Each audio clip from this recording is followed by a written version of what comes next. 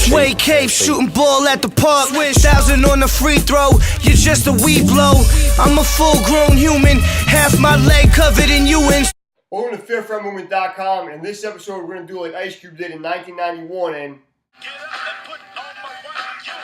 we're going to take a detailed look at the Ewing guard that dropped in November 2013. I got my pair at Rare Breed Footwear in Red Bank, New Jersey, a great sneaker spot that has all the top flight, top tier releases. Take a look at the box real quick before we get into the shoe itself. That classic Ewing branding that you might remember from the early 90s if you're around back then. Again, obviously Ewing is best remembered as a Knick, so the box is in that blue and orange iconic Knick colorway, but there's no Knick or NBA branding on the shoe, so that uniform is going to be generic blue and white. I think it still works, and it's a cool box. Got a lot of branding on the sides, and really definitely works and shows off all the logos and the man himself responsible for the shoe. And real quick, 2013 is a pretty cool year for Patrick Ewing because there's a bit of a renaissance in that. His shoes are coming back on the market.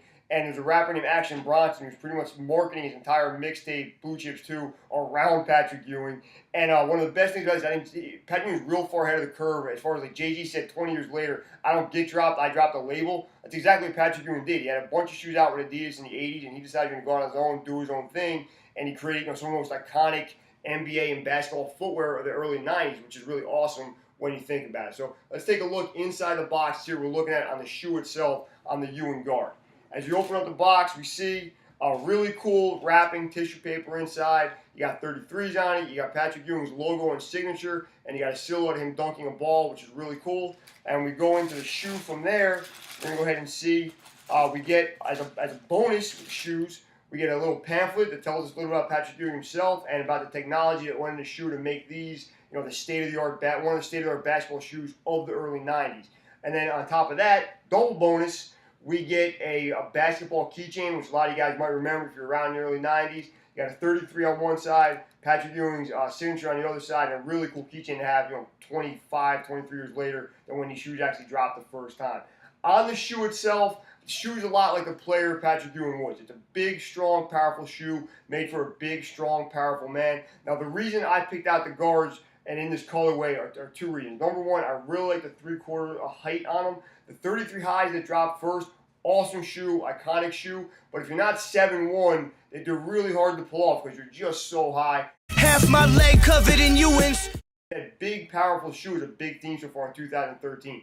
Reebok dropped a bunch of the Shaqs. You see the Shaq Attack 1 right back there with the FairFightMovement.com robot. Adidas went and put the Matumbos back out. Nike put the Dave Robinsons back out at the end of 2012. So it's really cool. We're seeing a lot of the center shoes from the early 90s come back and be big hits in the 2013 era. So we're going to look at this shoe, take a good look at the sole of the shoe. It's strong, it's powerful. You can tell it's going to be durable if you actually wear this to play ball outside or just walk around the city all day. Black outsole, which is something I always like. It stays clean way longer than a white outsole will. You got the really cool Ewing name at the midfoot, and you got the clear basketball Patrick Ewing logo on the ball of the foot, something I always liked, even going back to when I saw these when I was really young and they came out the first time.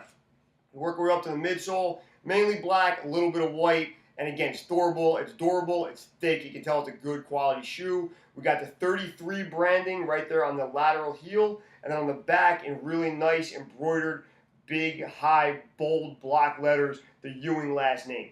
The front of the shoe, again, it's not anything that's crazy and different than what you've seen out there before, but it's really solid and really works.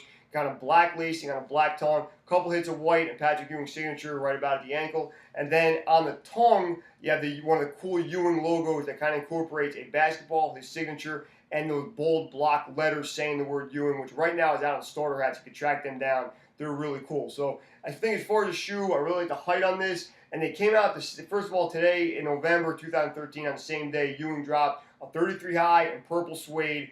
I like it. It's not something I can wear myself. It's kind of cool to look at online, but you got to be a really flamboyant dude to wear purple suede shoes. And then he did this exact shoe in a predominantly white colorway with blue and orange accents on it in New York Knicks colors. So again, I do like that shoe. That's a little more limited in this one. But being a diehard Brooklyn Nets fan, I just couldn't wear Knicks colors. So I couldn't do it. I respect Patrick Ewing's career, one of my favorite players back in the day, but I've kind of moved on to become a Nets fan. So that's just the way that's going to go. So overall, I think it's one of the coolest sneakers of fall 2013. Definitely something you can go ahead and rock through the winter with a ton of different stuff, maybe some Brooklyn Nets gear. And I think it works. I think everything on the shoe, they kept it simple. It works. I like the premium suede. I'm not going to lie. I would have liked to see this shoe with maybe a leather, a textured leather like they did in some of the 33 highs. But overall, this model and this colorway and these materials, I think works really well. To keep up with sneaker reviews like this, make sure you follow me on Twitter at Mr. Fifth Round. You can follow me on Instagram at Mr. Fifth Round. And I'm on SneakerTube TV, again, at Mr. Fifth Round.